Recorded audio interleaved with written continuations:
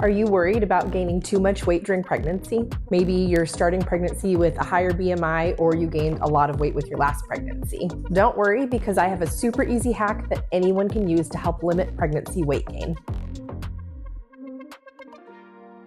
Welcome back to Every Mom is Midwife. My name's Jess. I'm a certified nurse midwife and infertility mom, and I'm currently 24 weeks pregnant with an IVF pregnancy. I only gained 8 pounds with my first baby, so I thought I had this magic pregnancy metabolism. However, this time around, I have already gained 20 pounds, so I have learned the hard way that's not the case. I started this pregnancy with a BMI of 29, which is overweight. The current recommendation for pregnancy weight gain for women with a BMI of 25 to 29 is only 15 to 25 pounds, so I am a little bit worried about gaining too much weight with this pregnancy. Fortunately, I do a lot of nutrition counseling with my own pregnant patients, and I know all of the tips and tricks for limiting pregnancy weight gain, so I'm going to do the best to take my own advice, and I'm going to share those tips with you today. As always, double check with your own healthcare provider to make sure that these tips are safe for you.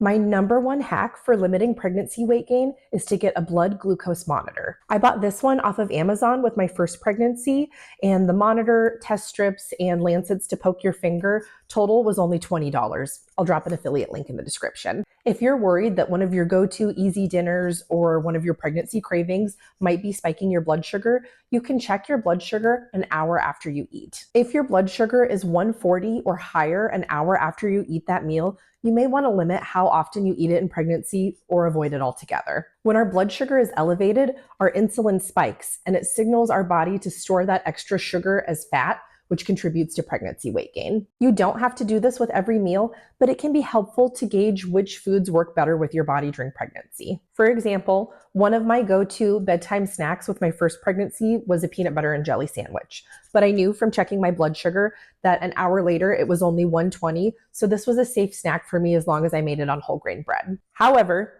my biggest craving, hands down, was a Costco hot dog. And you might think, that's protein, right? Can't be that bad. I knew from checking my blood sugar an hour later that it was typically high, so then I knew to limit how often I indulged that craving.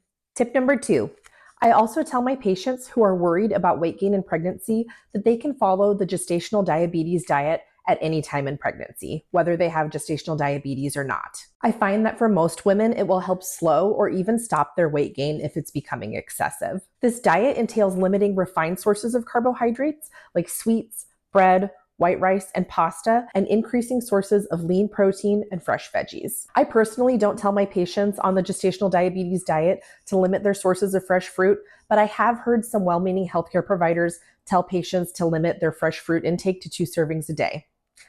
Honestly, I could not disagree with this advice more. Fresh fruit is the ultimate fast food, and when you consume it in its whole natural state, you're also getting fiber to mitigate the sugar. My concern is if you don't grab the apple that you wanted for a snack, are you going to grab something else that's quick and easy, processed, and probably not as good for you? Again, if you're worried about a spike in blood sugar, just check your blood sugar an hour later to make sure that's a safe snack for you. When I was pregnant with my daughter, I ate a ton of fruit.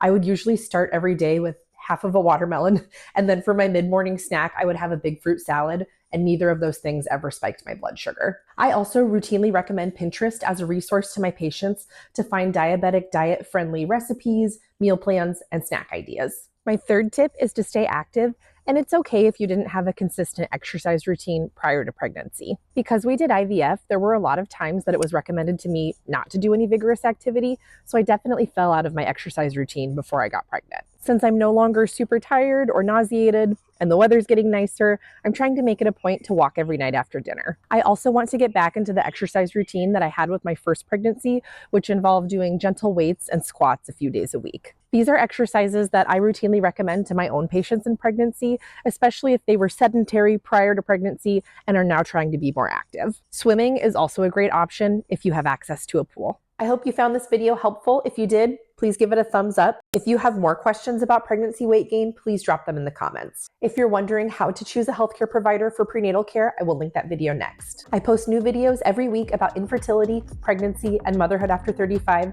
so make sure to subscribe and turn on the notification bell so you don't miss an upload. Thank you so much for watching.